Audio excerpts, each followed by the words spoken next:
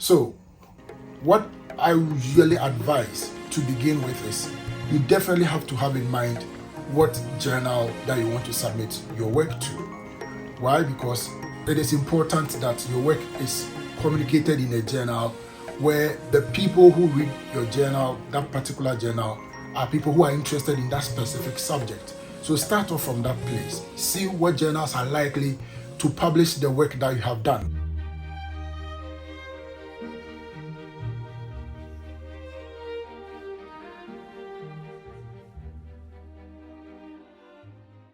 Hello lovely people, welcome once again to our channel. This is the Juvenile Issues in Cambridge. In this particular video, I'm going to be talking to you about how you write your first peer-reviewed journal article. So stay with me. So I'm assuming that you're interested in writing your first academic piece of work, particularly a journal article, because you have undertaken some significant amount of scholarly work. It could be your thesis, which is an undergraduate thesis, or a master's degree thesis, or even your PhD thesis. So you have done some work. So that is the premise that I'm starting from, that you have done some piece of academic work which you want to communicate your findings to the scholarly community. I know it is not easy.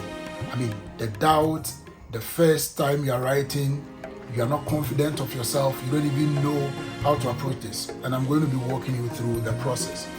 So I'm a housing researcher, housing scholar. So if I'm publishing on housing, my go-to area will be what are the eminent journals that publish on housing. So that is where I'm going to start. So I'm going to look for journals that publish on topics that I'm working on. So once I've identified a particular journal, what I'm going to look at next is what I call, what is the culture of that journal? But what I mean, the culture of that journal is, okay, what does the journal specify in terms of thematic areas that it publishes? What it requires in terms of the author guidelines. So every journal will have some information that authors who are intending to submit to them must follow. So get conversant with that, read what the journal specifies.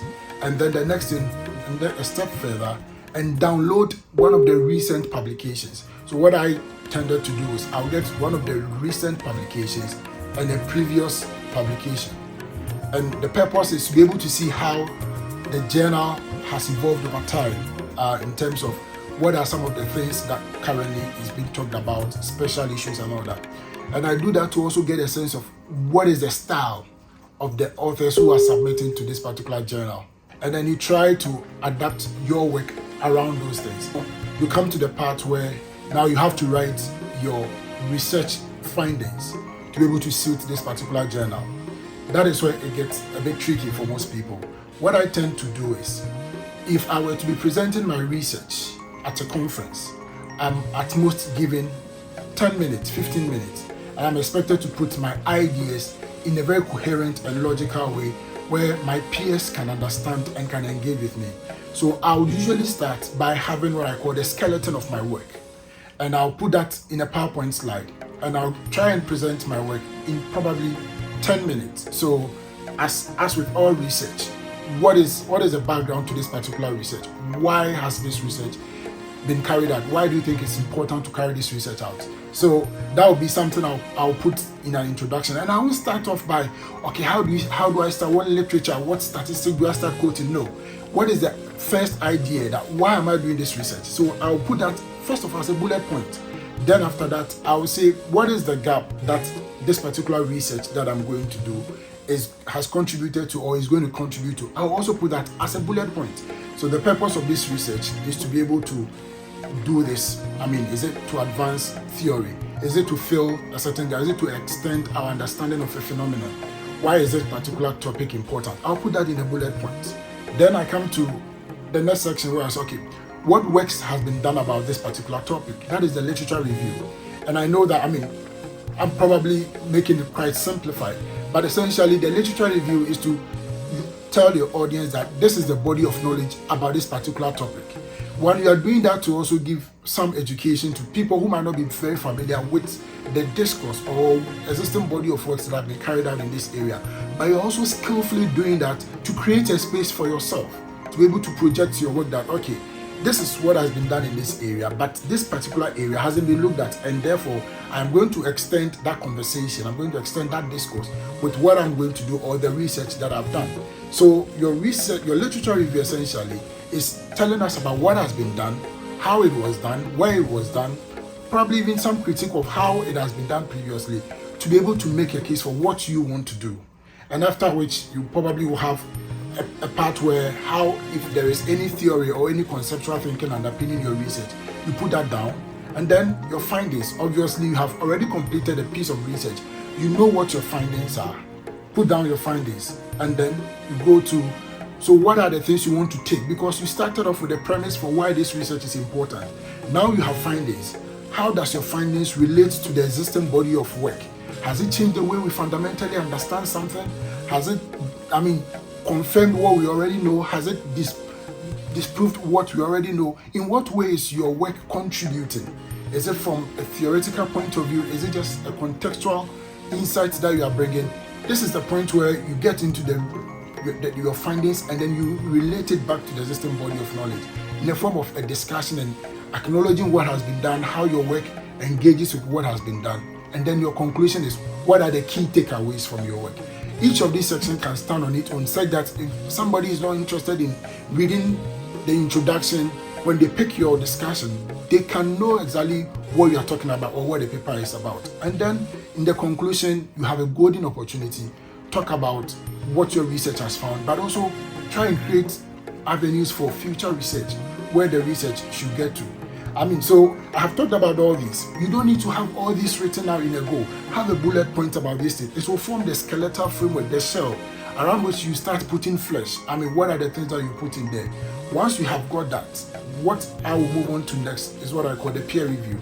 I'm not talking about submitting it to a journal yet. I'm talking about giving your work to your peer to have a look at your work, give you criticisms, give you feedback on what you have done. It could be your colleague, it could be your professor, it could be your supervisor. Let them have a look at your work, let them give you feedback. Some may be critical because it's your first time, so you should expect that, it wouldn't be the very perfect of writings or whatever, but that shouldn't discourage you. Get the feedback, look at the feedback, and then work on the feedback, aiming to use their comments and the feedback you have received to improve upon the work. And after you have done that, then you can now engage with the formal submission process. Remember, you have already looked at the journal, so you have a journal in mind that you want to submit to. So hopefully you would have also picked up on what is expected of authors in terms of what authors must accompany, not just with the manuscript, but all other things. One thing that I want to highlight is please always make sure you write a cover letter. Some journals, when you are submitting, you see that the cover letter is an asterisk, which means that it's essential you attach a cover letter. Some people take it for granted, they just write 2 lines and just attach it. You want to make a case for why your research is interesting. If any editor picks up your work, the reason for the editor to be so motivated to want to assign your work to peer reviewers to review your work.